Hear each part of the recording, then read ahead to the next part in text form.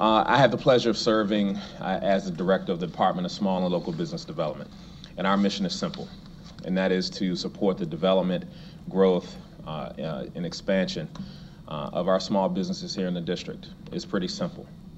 We're organized, and my priorities are broken down into three key areas. The first of which being how we look at opportunities. Opportunities, of course, are the lifeline of small business, and making sure that you can connect to the work that's needed and how we are actually able to dynamically present those opportunities and help companies to connect. Our focus is in 4 areas, and as you see on the slide, how we connect companies locally, regionally, federally, and globally. On the local front, which we'll dig into a little, one of our anchor programs, and historically one of our programs, has been the Certified Business Enterprise Program, primarily for companies looking to do business with the district government, as well as tie into opportunities with the development community. Next slide. The Certified Business Enterprise Program is in place to provide preferential benefits to companies that are bona fide district-based companies. The program was established a number of years ago. You may have, many of you may be familiar with the nomenclature, LSDBE. That was the original program. Roughly 2006, 2007, the program was expanded to cover more categories of certification. So we have 8 categories now that a company can be certified in. So the program's name was changed to CBE. So you hear that reference to the program, and that's the umbrella of all the certification categories. Becoming a certified company, every company has to meet a local standard, and that's to ensure our program here is a bit different than many other jurisdictions. It's race and gender neutral in that it's locality based. So our review application-wise is around making sure that the companies here that are certified and going to get preferential treatment towards district-based contracting, as well as with development projects here in the district, that DC companies are benefiting from those benefits. Because what we don't want is for companies that are not bona fide district-based companies setting up shop, benefiting from this program, as well as other programs that are designed in their respective locations.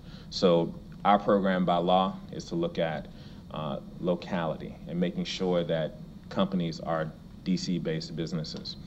The 8 categories I mentioned before are listed in front of you.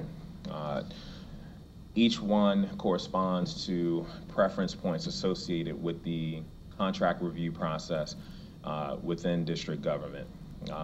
The preference points, you get a maximum of 12 that you can have in terms of the combination of categories that you may be certified in. For local, what we will review is your headquarters being located in the district, the primary functions of your leadership and management team, the primary functions being conducted here in the District of Columbia. That you're also, and part of the reason why I listed those steps a little earlier, that you're also tax compliant. You don't owe the District of Columbia through taxes more than $100, and that you're properly licensed and your corporate registration is also up to date. But we'll review your company to ensure that it's in compliance. Also conduct a site visit to ensure that you are where you say you are. The small business category is based on industry standards and is based on your revenues. So if you're heavy construction, under 23 million, I think that's our tier for that area, then you'll be considered small, and that's in line with the Small Business Administration. That tier is a little less for certain other industries in terms of your average 3-year revenues, which is what we'll look at. But it's by industry and your revenue for that particular area. Disadvantaged is based on your personal wealth and ability to be bankable. Resident owned, pretty straightforward. Development zone enterprise, that's whether you're in a certain designated zone within the District of Columbia, designated for economic development. Long-time resident, veteran-owned, and local manufacturing, pretty all straightforward. But these are the preference points associated with each of those categories. We have approximately 1,200 certified business enterprises, and that number fluctuates. The program is a 2-year program. So every 2 years, you would have to come in to renew, and that's to ensure that you're still where you are location-wise. You'll have to resubmit certain information about your application just to confirm the categories that you've been certified in, and again, to assure that you are still here in the district.